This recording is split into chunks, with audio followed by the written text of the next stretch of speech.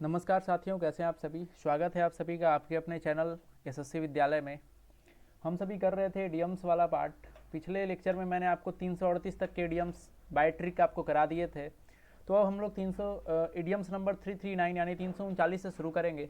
जो भी साथी नए पहली बार देख रहे हैं उनको बता दें कि आपको हर एक इडियम्स का मतलब भी मैं आपको समझाने वाला हूँ। साथ ही साथ हर एक इडियम्स के ट्रिक बताऊँगा ताकि आपको क्लास में याद हो जाए और आपको बाद में किसी भी तरीके का रिवीजन करने की ज़रूरत ना हो।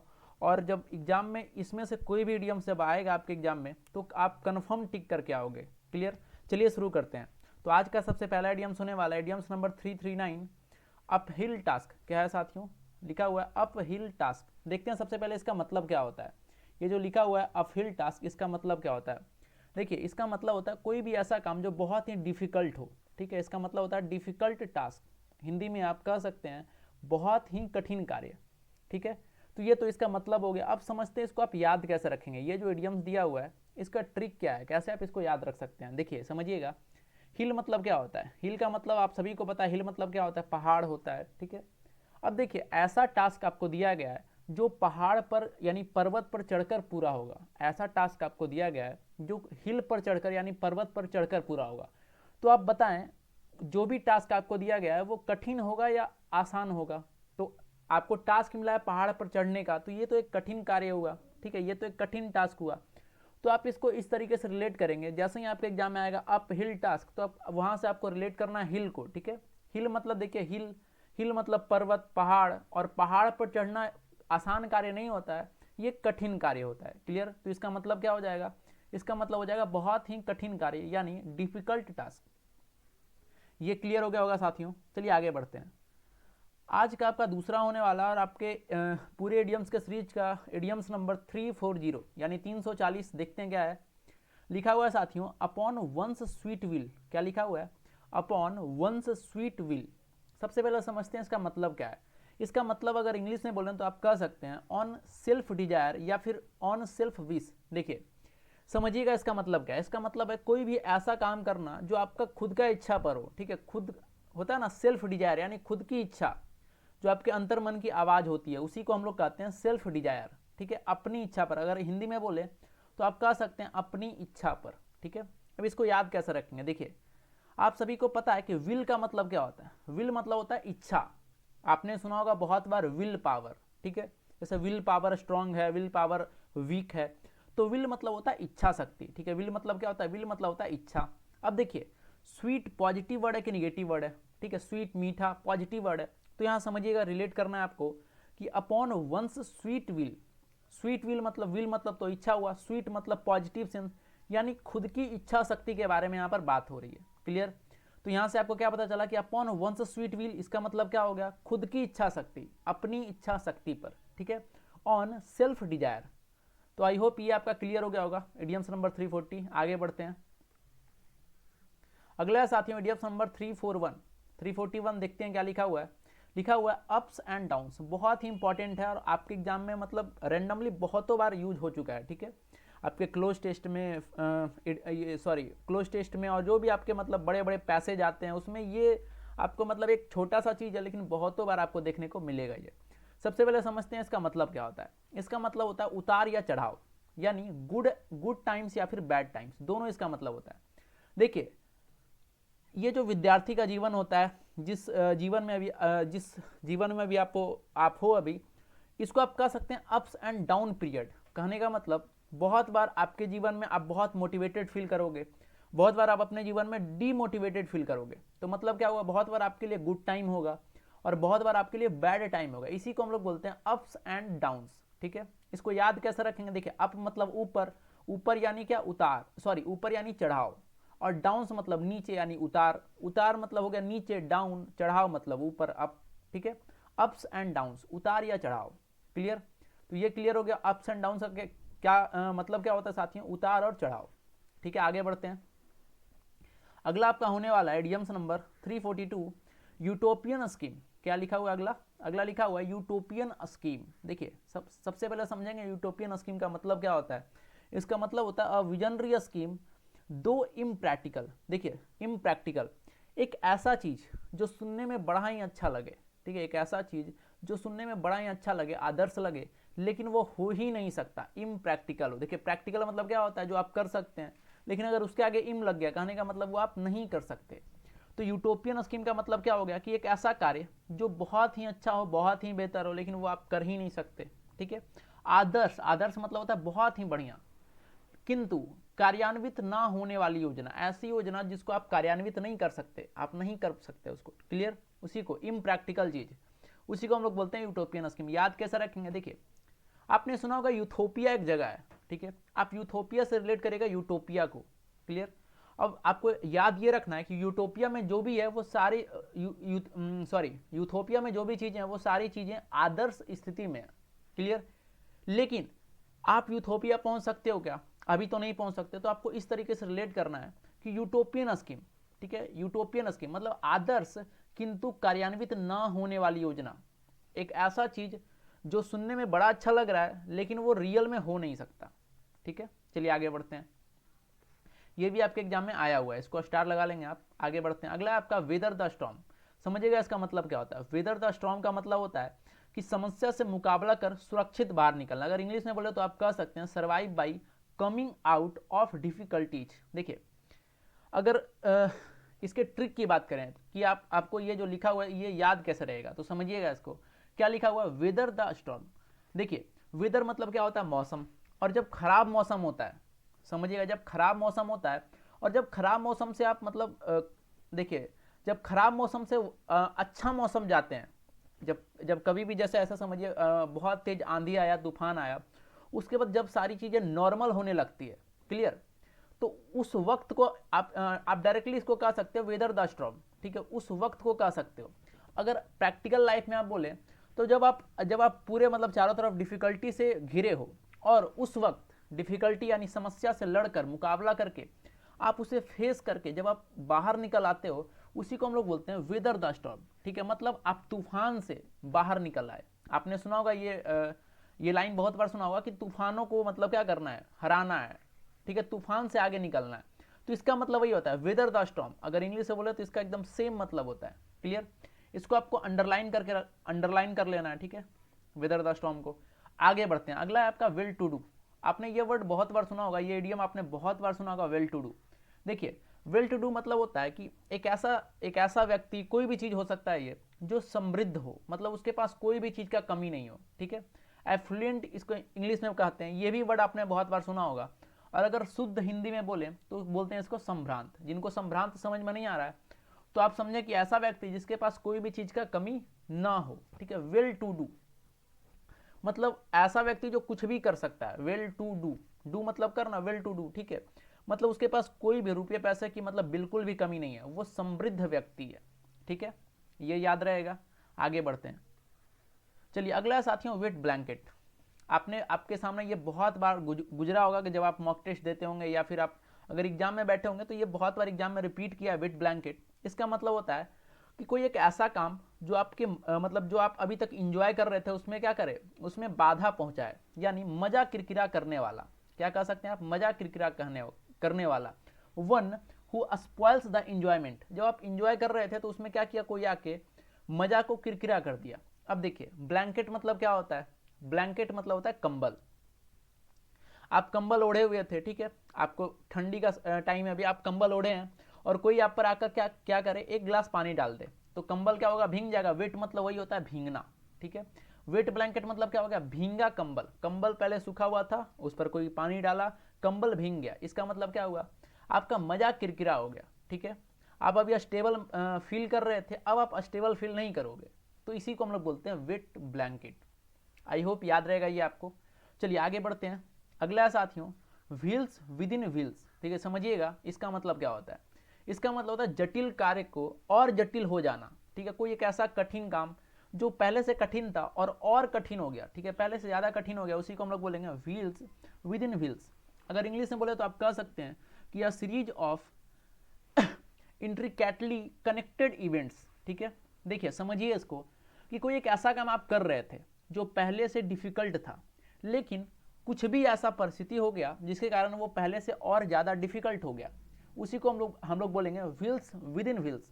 इसको आप याद इस तरीके से रखिएगा। देखिए व्हील मतलब क्या होता है, पहिया, ऐसे समझिए एक पहिया था, ठीक है। ये आपका जैसे सड़क में क्या हुआ, पहिया था, फंस गया। अब देखिए एक एक व्हील पहले से फंसा हुआ था, अब क्या लिखा हो, व्हील विद इन व्हील्स, मतलब एक ऐसा व्हील जो व्हील में हो, मतलब इसके अंदर एक और व्हील है, तो आपको और ज़्यादा मेहनत करना पड़ेगा। क्लियर। तो इसका मतलब इसी से आपको रिलेट करना कि जटिल काम, ये जो कठिन काम था और ज़्यादा कठिन हो गया, जटिल काम जो था और ज़्यादा क्या हो गया, कठिन हो गया, जटिल हो गया, उसी को हम लोग बोलते हैं wheel with in wheels. Clear. चलिए आगे बढ़ते हैं साथियों।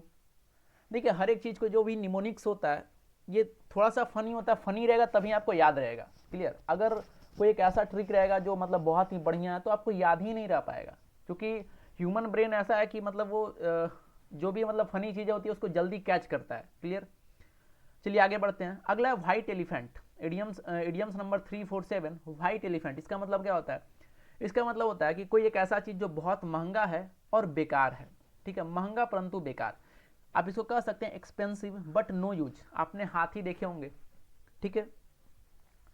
हाथी कैसा होता है, हाथी काला होता है। क्लियर। हाथी कैसा होता है, हाथी काला होता है। लेकिन अगर हाथी को सफ़ेद रंग से कलर कर दिया जाए, ठीक है, तो उसमें क्या होगा, वो आपका पैसे की बर्बादी होगी। क्लियर। उससे मतलब कोई भी फर्क पड़ने वाला नहीं है। तो उसी को हम लोग बोलते हैं व्हाइट एलिफेंट, मतलब एलिफेंट काला था अब हो गया व्हाइट। तो ये क्या हुआ, आपका कॉस्ट, आपको क्या पड़ा, कॉस्टली पड़ा, महंगा पड़ा, लेकिन कोई काम का है नहीं, बेकार है। ठीक है।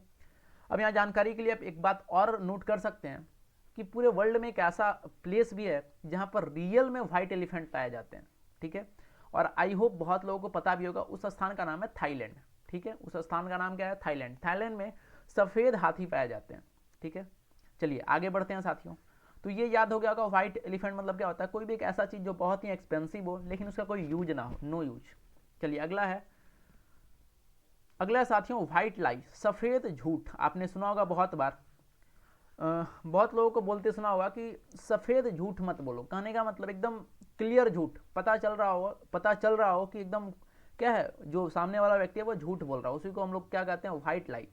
अब माइनर लाई मतलब झूठ बोलने का कोई मतलब नहीं बन रहा हो फिर भी वो झूठ बोल रहा है। छोटा और गैर महत्वपूर्ण झूठ, मतलब जहां पर वो व्यक्ति झूठ बोल रहा है वहां अगर नहीं भी बोलता तो काम चलता, लेकिन बेकार में क्या कर रहा है, झूठ बोल रहा है, उसी को हम लोग बोलेंगे व्हाइट लाई। ठीक है। इसका हिंदी अगर ये कभी भी आपके एग्जाम में पूछे तो आप रिलेट करिएगा, व्हाइट लाई मतलब सफ़ेद झूठ। हिंदी में ही इडियम्स है सफ़ेद झूठ, जो हिंदी मीडियम के स्टूडेंट होंगे उनको पता होगा ये। क्लियर। चलिए आगे मूव करते हैं। अगला इडियम्स होने वाला है इडियम्स नंबर 349, बहुत ही शानदार है, स्टार लगाएंगे इसको आप, चूंकि ये एग्जाम में अभी रिसेंटली एग्जाम जो हुआ था आपका उसमें ये पूछा गया।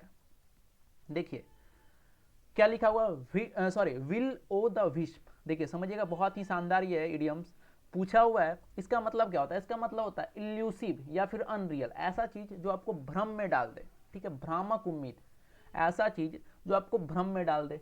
इसको याद कैसे रखेंगे, तो देखिए इसको याद रखने के लिए आपको अलग से कोई दिमाग लगाने की जरूरत नहीं, आप इसको ध्यान से देखिए 2-3 बार इस इडियम्स को। देखिए ये इडियम्स खुद में ही कंफ्यूजिंग है, विल ओ फिर एवस्ट्रॉफी है फिर द विस्प, मतलब खुद में ये क्या है, कंफ्यूजिंग है, भ्रम में डाल देता है आपको। तो बस इडियम्स से ही इसका मतलब याद रखेंगे आप। ठीक है। देखिए जैसे ही आपके एग्जाम में दिखे विल ओ द विस्प, तो आप समझिएगा ये क्या कर रहा है, आपको कंफ्यूज कर रहा है, भ्रम में डाल रहा है, है ना, इल्यूजन क्रिएट कर रहा है। तो इसका डायरेक्टली मतलब क्या हो जाएगा, इल्यूसिव यानी अनरियल। ठीक है साथियों, क्लियर हो गया होगा ये। चलिए आगे बढ़ते हैं। अगला विंडफॉल, आप सभी को पता होगा, विंडफॉल मतलब होता है कोई एक ऐसा लाभ जिसकी उम्मीद ना हो। ठीक है, मतलब कोई एक ऐसा लाभ हो गया, आप एक्सपेक्ट नहीं कर रहे थे लेकिन क्या हुआ, वो आपको मतलब प्रॉफिट देके गया। एक ऐसा लाभ जिसकी उम्मीद ना हो, सडन गेन रिसीव्ड अनएक्सपेक्टेडली। ठीक है, मतलब आपको कोई भी आशा नहीं था लेकिन क्या हुआ, प्रॉफिट हो गया। ये आपको मतलब ऐसा आशा था कि बहुत कम होगा या फिर ना के बराबर होगा, लेकिन प्रॉफिट हो गया। क्लियर।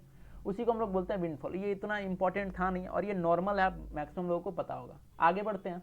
अगला इडियम्स नंबर 351, उसको देखते हैं साथियों। लिखा हुआ है with a grain of salt. क्या लिखा हुआ है, लिखा हुआ with a grain of salt. इसका मतलब होता है स्वीकार करना लेकिन शंका के साथ, टू एक्सेप्ट विद मिसगिविंग। आप समझिए, आपके बहुत सारे ऐसे लोग होते होंगे जिस पर आपको बिलीव नहीं होता होगा, लेकिन कोई एक ऐसी बात, ठीक है, जो उसका बिलीव कर रहे हो। ठीक है, ऐसे समझिए, मैं एग्जांपल के थोड़ा आपको समझाऊंगा। देखिए ये एक व्यक्ति है ए, ठीक है, ये एक व्यक्ति है ए और ये एक व्यक्ति है बी। देखिए स्टोरी के माध्यम से अगर आप इडियम्स को याद रखेंगे तो बहुत ही लॉन्ग टाइम तक याद रहेगा, ठीक है। रटने का प्रयास करेंगे तो शायद ही आप मतलब बहुत सारे इडियम्स को याद रख पाएं, लेकिन जब जैसे ही इसमें निमोनिक्स आप ऐड करते हैं, कुछ फनी टाइप में याद करते हैं, तो आपको ये बहुत बहुत टाइम तक ये याद रहने वाला है। क्लियर। देखिए ये जो व्यक्ति था ए और ये जो व्यक्ति था बी, ठीक है, ये दोनों दोस्त थे, लेकिन ए ने क्या किया, बी को बीच में एक बार धोखा दिया। उसके बाद वापस दोनों मित्र बन गए, ठीक है, वापस क्या हुआ, दोनों मित्र बन गए। लेकिन बी जो था ए पर कभी भरोसा नहीं करता था। लेकिन एक ऐसी बात हुई जिस पर बी को ए पर भरोसा करना पड़ा, लेकिन पहले वो धोखा दे चुका था, इसलिए उस पर शंका भी है, भरोसा भी है, स्वीकार कर रहा है, लेकिन क्या है साथियों, शंका भी है। उसी को हम लोग क्या बोलेंगे, with a grain of salt. I hope clear हो गया होगा ये आपका। चलिए इसको इरेज करते हैं, आगे बढ़ते हैं। अगला है आपका इडियम्स नंबर 352 विद 1 सेकेंड या फिर विद इन 1 वॉइस। अब समझिएगा वॉइस मतलब क्या होता है, स्वर, है ना, एक साथ में, एक स्वर में, ठीक है, यूनानिमसली। अब देखिए ये वर्ड आपने बहुत बार सुना होगा, एक मत में, ठीक है, कोई भी चीज़ एक स्वर में। जैसे आप क्लास में बैठे हैं, ऑफलाइन क्लास जब आप करते होंगे, उसमें कोई भी चीज़ आपके टीचर ने बोला यस या नो, तो आप एक स्वर में बोलेंगे यस या फिर नो। उसी को हम लोग बोलते हैं विद 1 अकॉर्ड या फिर इन 1 वॉइस, विद इन 1 वॉइस। देखिए अकॉर्ड मतलब क्या होता है, सहमति से, मतलब सारे लोगों का जो आंसर है वो सेम ही है, या फिर वॉइस मतलब वही हो गया, ठीक है, सब लोग एक आवाज में, वॉइस या फिर अकॉर्ड, सेम सहमति से, एक स्वर में। तो इसमें हमें नहीं लगता इसमें कोई ट्रिक बताने की जरूरत है, ठीक है, डायरेक्टली इससे पता चल रहा है। चलिए आगे बढ़ते हैं। अगला है साथियों idioms number 353 wolf in the sheep's clothing. ये भी इंपॉर्टेंट है, इसमें भी आप लगाएंगे स्टार। देखिए इसका मतलब क्या होता है, इसका मतलब होता है अ मैलिशियस पर्सन इन हार्मलेस और बेनेवोलेंट डिस्गाइज। समझिएगा, बहुत ही मतलब आराम से समझिएगा, क्योंकि ये बहुत ही शानदार है और इंपॉर्टेंट भी है। लिखा हुआ अ मैलिशियस पर्सन, ठीक है, क्या लिखा हुआ, अ मैलिशियस पर्सन इन हार्मलेस और बेनेवोलेंट डिस्गाइज, मतलब एक ऐसा व्यक्ति जो है खतरनाक, ठीक है, एक ऐसा व्यक्ति जो है खतरनाक, लेकिन वो आपको जता रहा है ऐसा कि वो आपके लिए क्या है, आपके बारे में अच्छा सोच रहा है, ठीक है, मित्रता जताने वाला खतरनाक आदमी। अब समझिए इसको आप याद कैसे रखेंगे। अब दोबारा इसके ये जो इडियम लिखा है उसको फिर से पढ़िए। देखिए wolf in the sheep's clothing. देखिए वुल्फ मतलब क्या होता है, वुल्फ मतलब होता है भेड़िया, ठीक है, इसका मतलब क्या होता है, इसका मतलब होता है भेड़िया, आपने सुना होगा। अब देखिए भेड़िया होता है खतरनाक, ठीक है, लेकिन जो भेड़िया है, अगर भेड़िया आपके सामने आ गया तो आप तो डर जाएंगे, लेकिन वुल्फ सीप के क्लोथ में है। सीप मतलब क्या होता है, भेड़, भेड़ से कोई व्यक्ति डरते हैं क्या, नहीं डरते हैं। तो भेड़िया सीप का ड्रेस मतलब सीप के जैसा बन के आपके सामने आ गया है, आपको लगेगा कि वो सीप है, लेकिन वास्तविक में वो क्या है साथियों, वो तो है भेड़िया, ठीक है। तो इसी को कहते हैं, ये एक इडियम हो गया, मुहावरा हो गया, कि कोई एक ऐसा व्यक्ति जो वास्तविक में आपका दोस्त नहीं है, लेकिन वो ऐसा जता रहा है कि वो आपका क्या है, दोस्त है। क्लियर, ये याद हो गया होगा। चलिए आगे बढ़ते हैं। अगला साथियों वर्ड फॉर वर्ड, शब्द सा, ठीक है, इसका मतलब अगर इंग्लिश में बोले तो आप कह सकते हैं in exactly the same word. जैसे मैं आपको करा रहा हूँ, ठीक है, आपके प्लेन 2 पाराउंड का एक वर्ड नहीं छोड़ रहा हूँ, जितना भी है सारा कुछ आपको समझा रहा हूँ, उसी को आप कह सकते हैं कि वर्ड फॉर वर्ड, ठीक है, शब्द सा, मतलब एक एक चीज, जैसे वर्ड लिखा हुआ वर्ड फॉर वर्ड, यहाँ लिखा क्या लिखा हुआ शब्द सा, मतलब एक एक चीज को मैंने कुछ नहीं छोड़ा, इसी को आप कह सकते हो कि वर्ड फॉर वर्ड आपको पढ़ाया गया। क्लियर, इसमें कोई नई बात नहीं थी। आगे बढ़ते हैं साथियों। अगला idiom number 355 word of mouth. इसका मतलब होता है अनौपचारिक वार्तालाप, इनफॉर्मल ओरल कम्युनिकेशन। समझिएगा, ऐसे समझिए कि आप कोई कंपनी में जा रहे हैं, ठीक है, आप कोई कंपनी में गए या फिर किसी कंपनी के चेयरमैन से आपको बात करना है, आप या फिर कोई मतलब बहुत बड़े व्यक्ति के पास आपको अपना बात पहुंचाना है, तो आप क्या करेंगे, आप एक लेटर लिखेंगे, है ना, आप क्या करेंगे, एक लेटर लिखेंगे।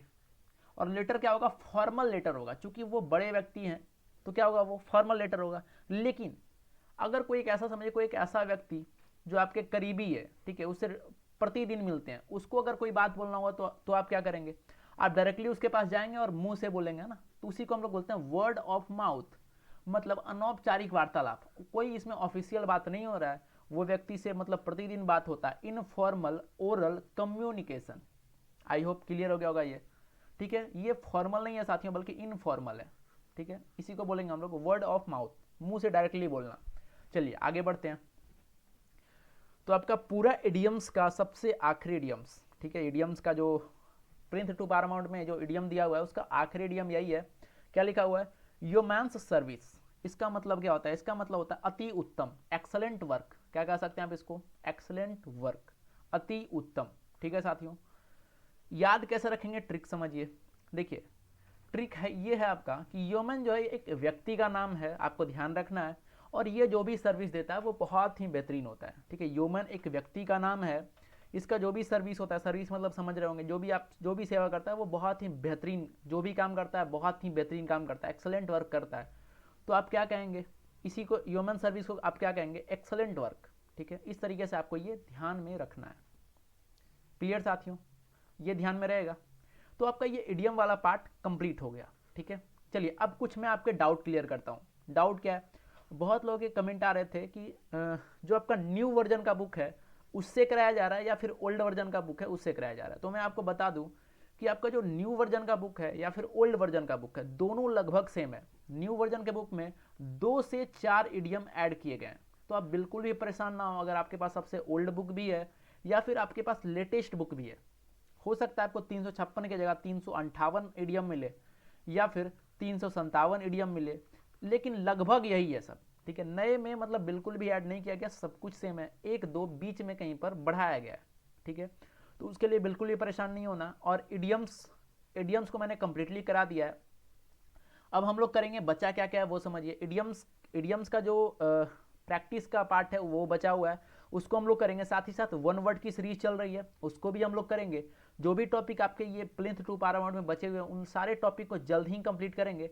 वैसे मैक्सिमम पार्ट कंप्लीट हो चुका है और इसके तुरंत बाद हम लोग शुरू करने वाले हैं कॉमन एरर वाला पार्ट। ठीक है साथियों, तो आशा करते हैं ये सेशन आपको बहुत ही अच्छा लगा होगा, ये सारे ट्रिक आपको अच्छे लगे होंगे। और हमारी यही कोशिश रहती है कि ये सारे ट्रिक के माध्यम से कि आपको क्लास में ही जब आप वीडियो देखते हैं, मतलब क्लास में आपको एक्स्ट्रा टाइम ना लगे, उसी वक्त याद हो जाए। क्लियर साथियों, तो आशा है कि आपको ये अच्छा लगा होगा। अगर अच्छा लगे तो दोस्तों के बीच में शेयर भी करें। फिर मिलेंगे अगले पार्ट में नए चीज़ों के साथ। चूँकि इडियम्स आपका खत्म हो चुका है, तो आपका बहुत बहुत धन्यवाद, थैंक यू आप सभी को, बहुत बहुत धन्यवाद साथियों, थैंक यू, जय हिंद। रखते हैं।